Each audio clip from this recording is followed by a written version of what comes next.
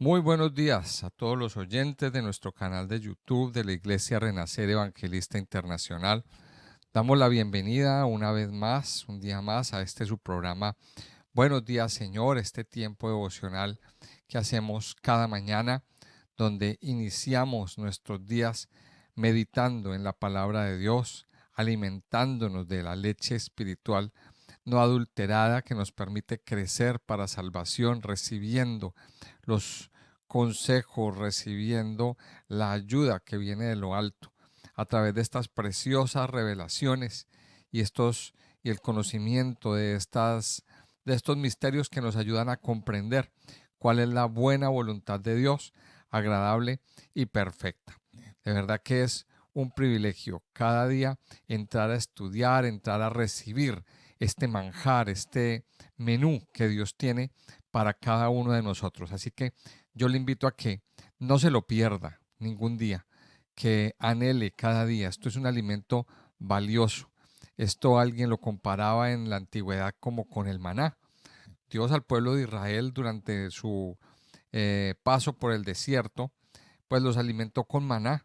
Y la misma Biblia dice que es comida que no conocías tú ni tus padres. O sea, nunca se había visto tal tipo de manjar. Y esto nos deja ver cómo es la palabra de Dios. La palabra de Dios es un manjar, es un alimento que el Señor quiere darnos cada día. Por favor, no deje la mesa del Señor servida. Aliméntese de ella. Eh, Llegue a la palabra de Dios. Aquí vamos a encontrar muchas respuestas y muchas soluciones para nuestra vida. Así que yo le animo a que eh, a que se introduzca dentro del estudio de la palabra y a que continúe con nosotros estudiando estas preciosas escrituras. Antes de ir a estudiar entonces la palabra de Dios, el pasaje que vamos a comentar el día de hoy, quiero invitarle a que escuche este audio hasta el final. Quiero invitarle a que lo comparta con otras personas, con sus amigos, con sus conocidos, en sus respectivos grupos. Dele clic a al botoncito de compartir. También le invito a que le dé me gusta a este audio.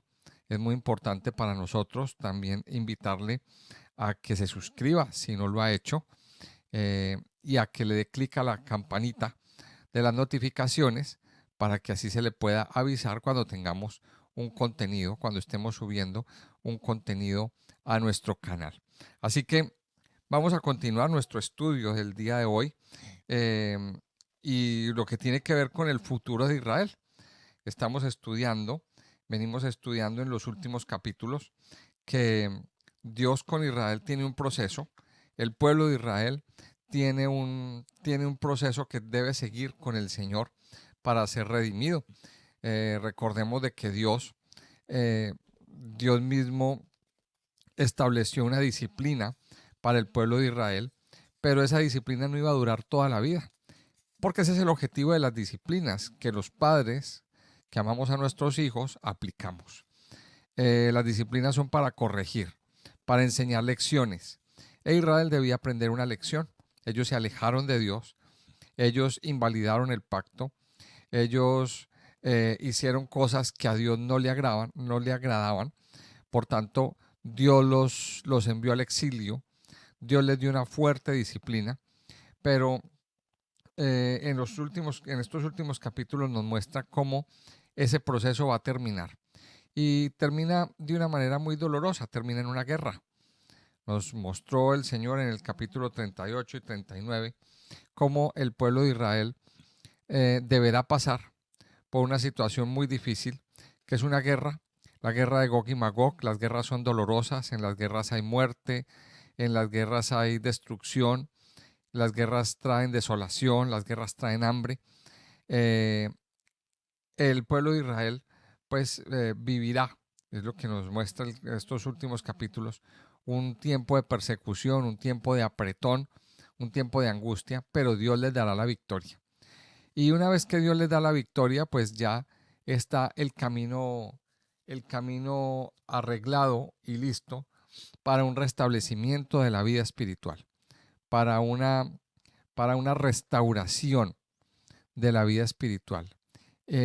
Una vez que ha sido unificado el pueblo y que todo esto ha pasado, entonces ahora Dios viene a establecerse y a establecer el santuario en medio del pueblo de Israel. Y eso es lo que nos muestra los capítulos del 40 en adelante. Estos capítulos nos dan una visión del futuro templo de Israel, de lo que se conoce como el tercer templo. Entonces, lo que vamos a hacer es que yo voy a leer una parte en la versión de la Reina Valera y luego vamos a trasladarnos a otra versión que es la traducción del lenguaje actual. Dice así, en los primeros versículos del 1 al 4. En el año 25 de nuestro cautiverio, al principio del año, a los 10 días del mes, a los 14 años después que la ciudad fue conquistada, en aquel mismo día vino sobre mí la mano de Jehová y me llevó allá. En visiones de Dios me llevó a la tierra de Israel y me puso sobre un monte muy alto, sobre el cual había un edificio parecido a una gran ciudad hacia la parte sur. Me llevó allí, y he aquí un varón cuyo aspecto era como aspecto de bronce, y tenía un cordel de lino en su mano y una caña de medir, y él estaba a la puerta. Y me habló aquel varón diciendo: Hijo de hombre, mira con tus ojos y oye con tus oídos, y pon tu corazón a todas las cosas que te muestro, porque para que yo te las mostrase, has sido traído aquí. Cuenta todo lo que ves a la casa de Israel. Y aquí vamos a ver entonces en este principio de este capítulo, vamos a aprender muchas cosas. Lo primero es que Ezequiel sabe llevar la cuenta, eh, no sabe llevar la cuenta de los días que ha estado en el exilio. Si miramos bien, durante todo el transcurso del libro, hemos visto que él pone fechas el año tal, el día tal, en el mes tal. Y aquí, pues vuelve y reanuda su diario y dice que en el año 25 el cautiverio. O sea, han pasado 25 años desde que eh, han pasado 25 años desde que a él se lo llevaron. O sea, 25 años él exiliado, 25 años él estando fuera de su tierra, y aún seguía recibiendo palabra de Dios. Y aún más, y dice, y 14 años después que la ciudad fue conquistada. O sea, todo ese dolor estaba ahí. Y entonces Ezequiel nos los deja ver, nos deja ver una fecha. 25 años son 25 años, lejos de su tierra, lejos de su casa, lejos de sus costumbres. Ya seguramente Ezequiel había transcurrido media vida, media vida en el cautiverio. Muchas cosas a lo mejor de su tierra se le habían olvidado y, y ya estaba acostumbrado a vivir en una tierra nueva. Ahora, el hecho de estar acostumbrado a vivir en una tierra nueva no quiere decir que haya adoptado las costumbres de esa tierra. Él seguía muy pegado de Dios y muy atento a lo que Dios quería decir. Y dice que en ese mismo día, bueno, ahí esto nos está hablando de a los 10 días del mes. A los 10 días del mes y al principio del año. ¿Al principio de qué año? Pues estamos hablando ya como él está en Babilonia. eh, Ese principio del año babilónico pues se convirtió en el principio del año civil o político, digámoslo así, civil para el pueblo de Israel. O sea que esos 10 días de ese primer mes, estamos hablando de que es el día del Yom Kippur, el día de la expiación. Según el dato que Ezequiel nos está dando, pues es el día más sagrado del año. Y en ese día sagrado del año, lo que el pueblo de Israel suele hacer es ayunar. Es un día sagrado, es un día de mucha oración, es un día de mucha consagración. Y en medio de ese día, dice, y en medio de ese día, en ese día 10, Ezequiel recibe una visión bien fuerte, una visión bien especial. Y eso nos da una lección. ¿Y cuál es la lección? Pues que cuando nosotros ayunamos, cuando nosotros dedicamos tiempo al ayuno, a la oración, Dios abre nuestros ojos Y el Señor nos permite recibir cosas, recibir informaciones valiosas para nuestra vida. El Señor nos permite conocer la voluntad de Dios. Y en este caso, Dios abrió los ojos y Ezequiel tuvo una visión. Dice que en aquel mismo día vino sobre mí la mano de Jehová y me llevó allá. En visiones de Dios me llevó a la tierra de Israel y me puso sobre un monte muy alto. O sea, Ezequiel recibe una visión el día de Yom Kippur, el día que está ayunando, el día de más oración. Ezequiel recibe esta visión y dice que él fue, el Señor lo lleva a la tierra de Israel, lo pone sobre un monte muy alto y él allí vio un edificio parecido a una gran ciudad hacia la parte sur. O sea, cuando dice que un edificio parecido a una gran ciudad, o sea, quiere decir que es un edificio muy grande, es como una especie de ciudadela, digámoslo así. Eh, es un edificio muy grande donde hay varias construcciones, donde hay varios eh, edificios dentro de la misma edificación, y Ezequiel nos lo va a describir a continuación. Dice que aparte él vio un varón cuyo aspecto era como aspecto de bronce y tenía unas herramientas de medir. Dice, tenía un cordel de lino en su mano y una caña de medir, y él estaba a la puerta. ¿Y qué le dijo a ese varón? Póngale atención: hijo de hombre, mira con tus ojos y oye con tus oídos y pon tu corazón a todas las cosas que te muestro. Y aquí está hablando de varias cosas. Mire, mirar con los ojos, oír con los oídos y poner el corazón. Las tres cosas que tienen que estar limpias, pero también dispuestas para, para recibir de parte de Dios. El Señor, bueno, y si miramos estas tres cosas, estos tres sentidos, son los que en el hombre más se le atrofian, los que el enemigo busca que estén cegados, dañados, eh, oscurecidos, eh, en malas condiciones. ¿Para qué? Para que el ser humano no reciba nada. Por eso aquí sacamos una lección: cuidar nuestros ojos, cuidar lo que vemos, cuidar lo que oímos. Por eso nuestros ojos tienen que santificarse, nuestros oídos tienen que santificarse. Con los ojos vemos, con los oídos oímos, pero con el corazón entendemos las cosas. Y cuando usted santifica lo que ve, se santifica en lo que ve, cuando usted se santifica en lo que oye, su corazón también se santifica y se prepara. Ezequiel estaba en un tiempo de oración, seguramente estaba en un tiempo de ayuno, y el Señor viene y le habla y le dice: abra sus ojos, abra sus oídos y ponga su corazón a las cosas que le voy a mostrar. Prepárese, prepárese, porque lo que viene es una cosa espectacular. Y dice, y cuenta todo lo que ves a la casa de Israel. Y a partir de aquí, pues Dios le da a Ezequiel una visión muy especial, y es la visión del templo. A partir de aquí yo voy a leer de otra versión para que ustedes me entiendan. Voy a leer de corrido, voy a tratar de leer de corrido para, para que cada uno de nosotros entienda lo que, lo que viene y lo que Dios pretendía decirle al profeta Ezequiel. Como les digo, voy a partir de ahora leer en una versión de la Biblia que se llama la traducción del lenguaje actual. Si usted la tiene, por favor, siga la lectura conmigo. Y si no, pues escuche y preste atención. Lo primero que vi fue una muralla que rodeaba el templo.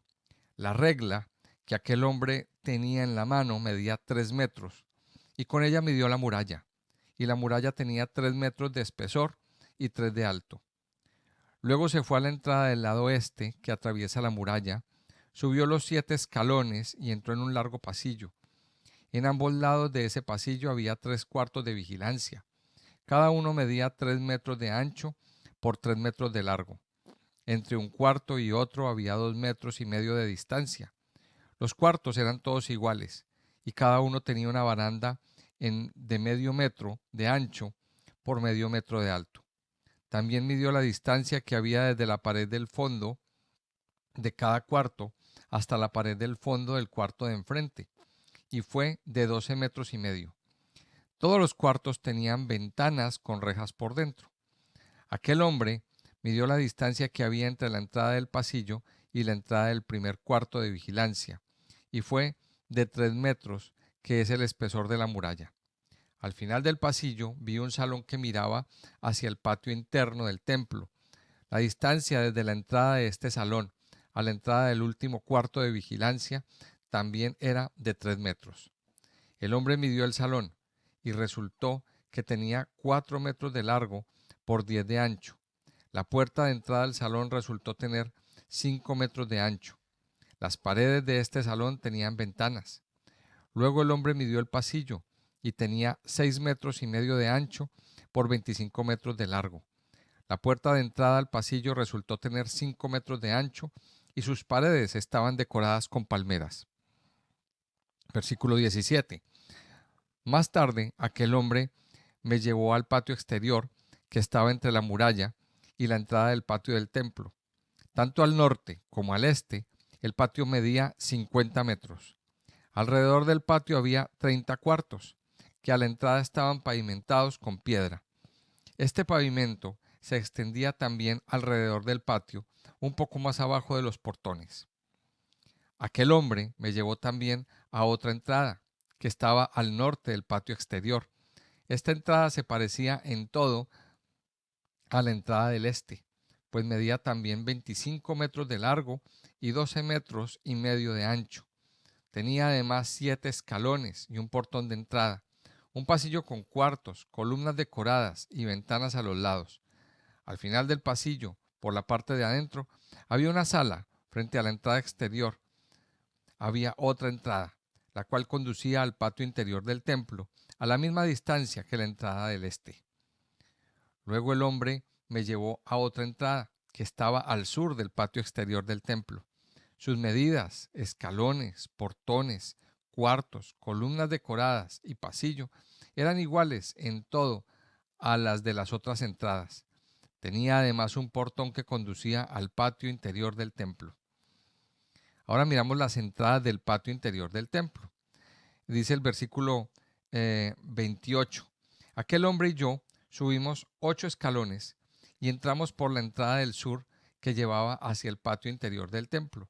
Sus medidas, portones, cuartos, columnas decoradas, ventanas y pasillo eran iguales en todo a las de las otras entradas.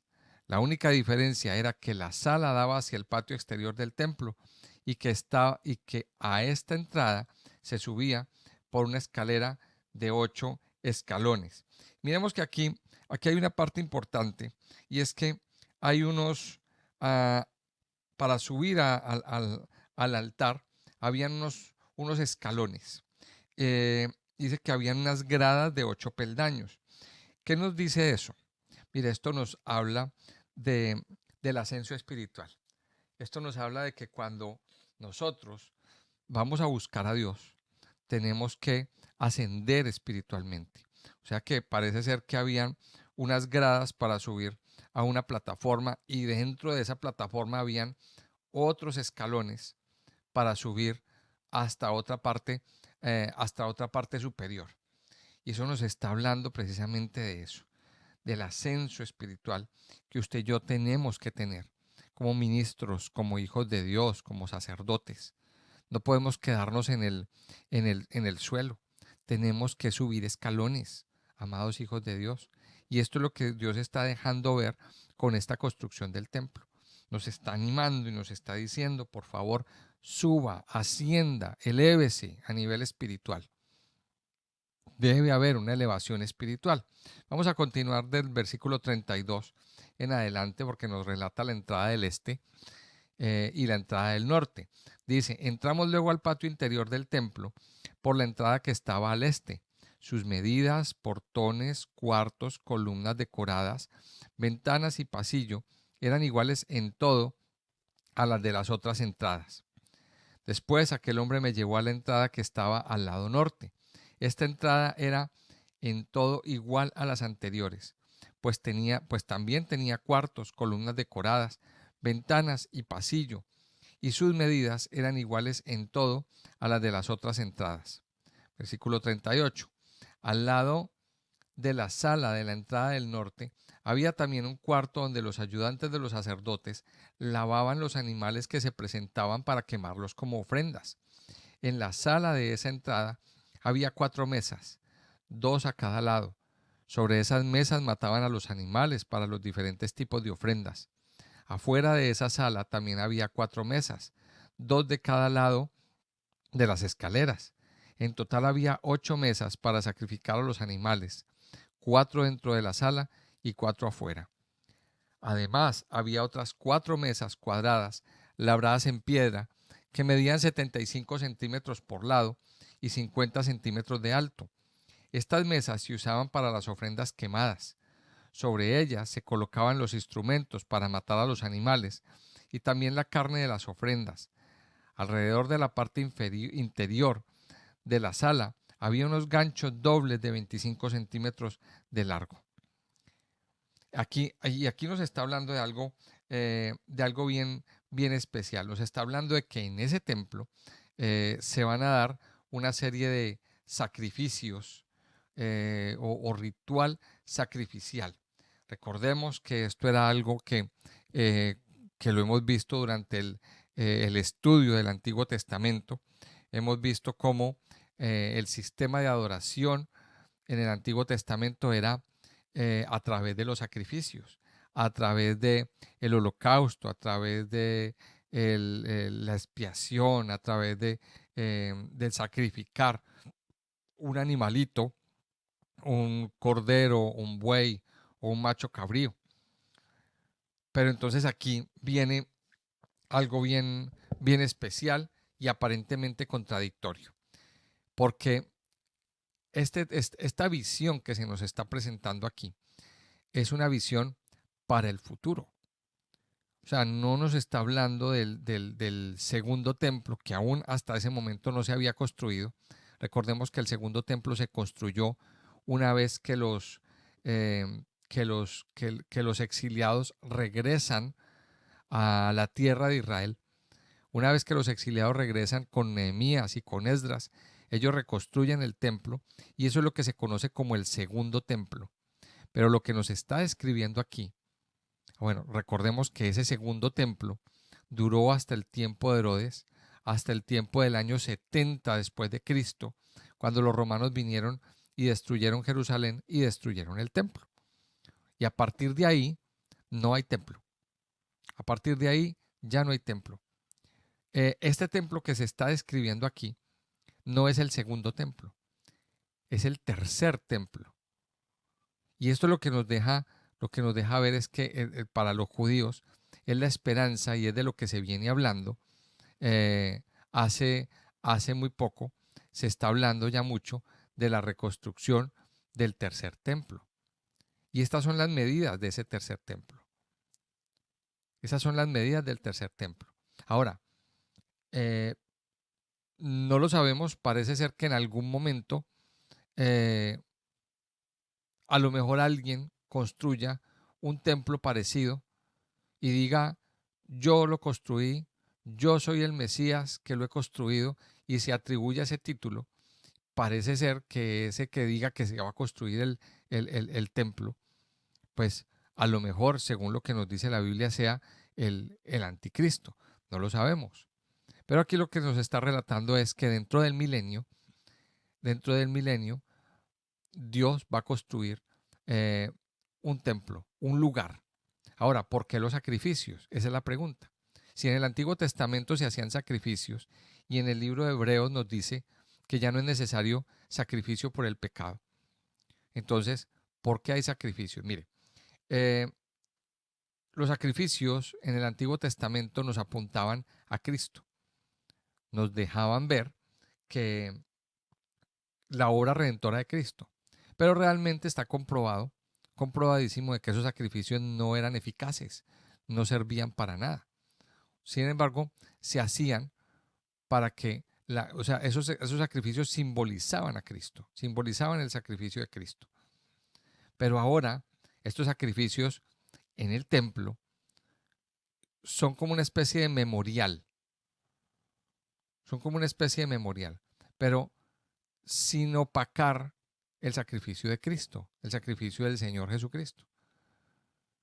Son una especie de memorial y recuerde que los sacrificios también representan la adoración. Esto es algo un poquito complejo, sé que es difícil de entender, pero son una especie de memorial. Pero recordar que el que redime con su sangre es el Señor Jesucristo. Vamos a mirar lo que nos dice del versículo 44 en adelante. El versículo 44, vamos a seguir leyendo, dice: en el patio interior había 2 cuartos para los cantores.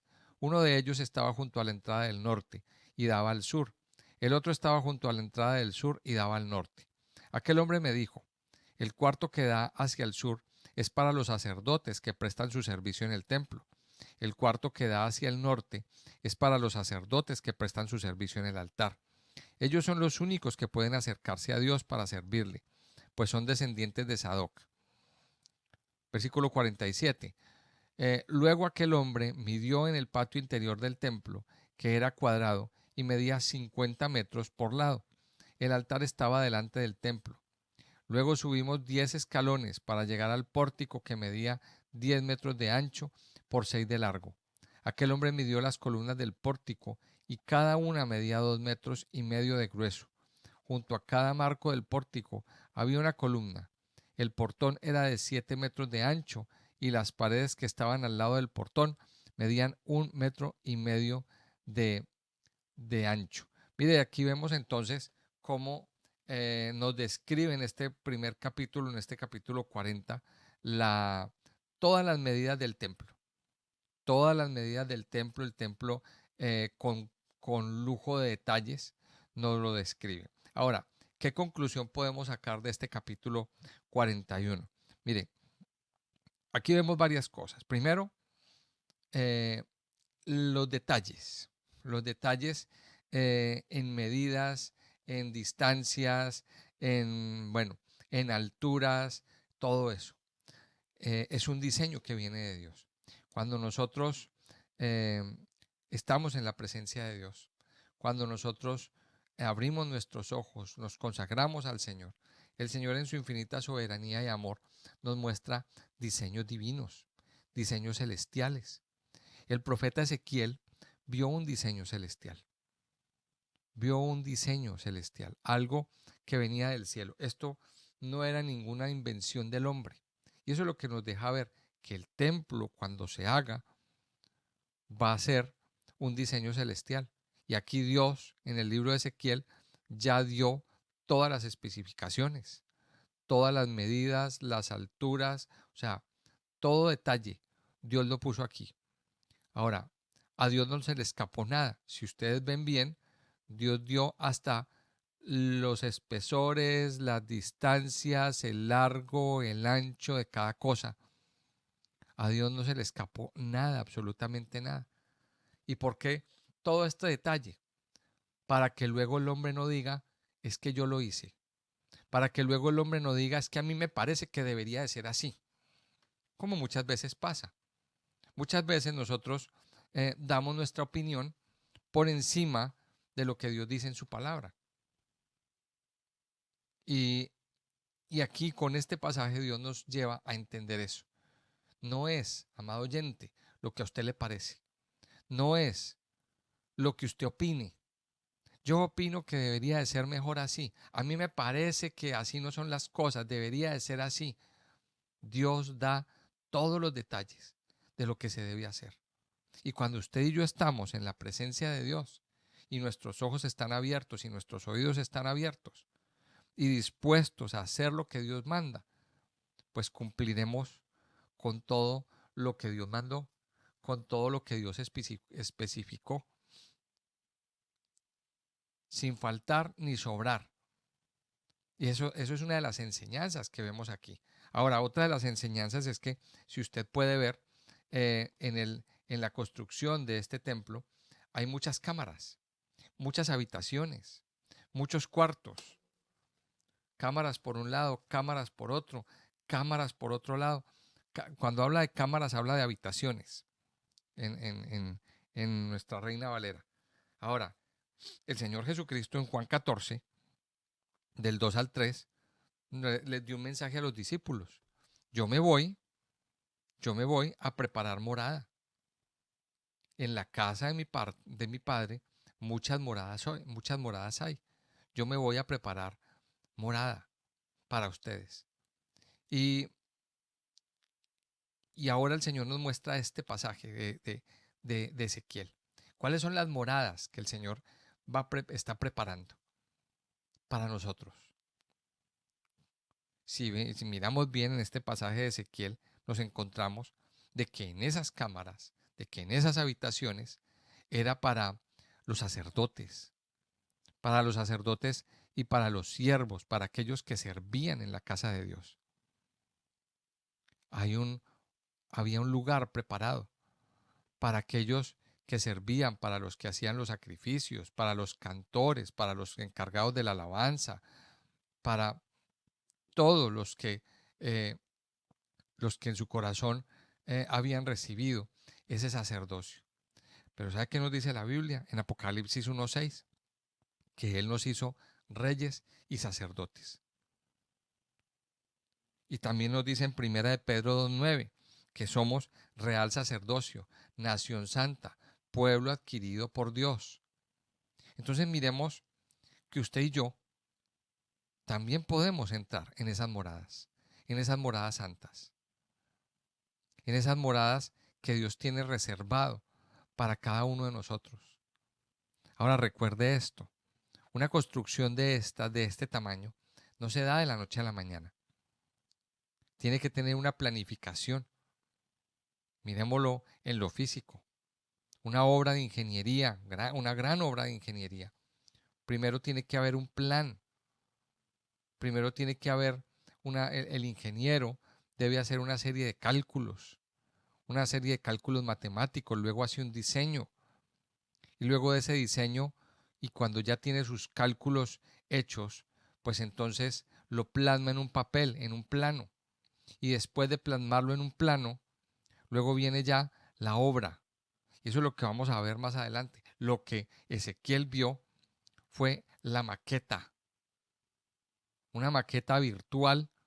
Dios le mostró a Ezequiel, a una simple persona, porque Ezequiel no era estudiado, él no era político, él no era una persona de renombre, era un ciudadano de a pie que recibió de parte de Dios esta visión tan especial. Aquí hemos recibido grandes enseñanzas en este capítulo. Yo le invito a que usted hoy, amado Hijo de Dios, entienda que también puede haber una habitación para usted en ese lugar. Pero recuerde que estas habitaciones de ese lugar, de esa casa celestial, es para aquellos que se han consagrado al Señor, pero también para aquellos que de alguna manera han decidido servirle a Él, entregar su vida a Él. Ahora, la pregunta que yo le hago a usted hoy es, ¿usted quiere entrar en ese lugar? ¿Quiere usted entrar en ese lugar tan especial? Tome la decisión hoy de entrar, de recibirlo, de decir, Señor, yo quiero ser tu sacerdote, yo quiero servirte hoy, quiero deleitarme en ese lugar tan especial que tú tienes para mí en la parte celestial. Vamos a continuar leyendo el capítulo 41, lo voy a leer de largo. Lo voy a leer de largo, dice en la traducción del lenguaje actual, dice capítulo 41, aquel hombre me hizo entrar en el templo y midió las columnas y resultó que tenían 3 metros de grueso.